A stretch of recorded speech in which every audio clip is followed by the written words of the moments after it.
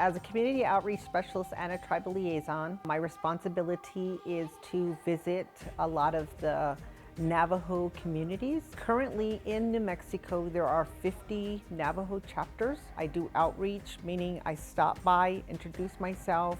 At times, I get invited to do a presentation about our Medicaid plan at some of the chapter meetings. I know what their needs are just based on the relationships that I've built in those areas with the community health representatives.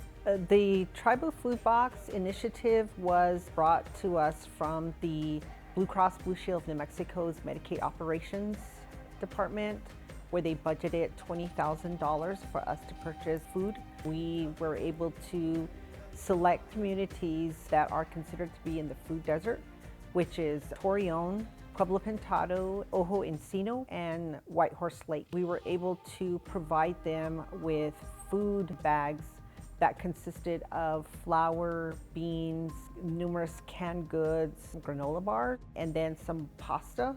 Our goal was to provide these communities with food that are a little bit better than chips or sodas. And for the December drop, we also had stocking. The stockings consisted of fresh fruit like an apple and an orange, some mixed nuts, and some hard candy.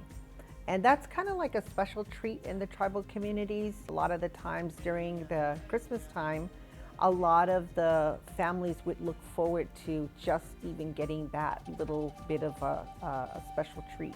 It's very heartfelt, you know, when you think, as a Navajo person myself, I think about like the struggles that my brothers, my sisters, my grandmas, my grandfathers, and they are in need in these areas. They hooked us up with donations, with a lot of really good food donations that are going to be used. We'll disperse them to our students and our families.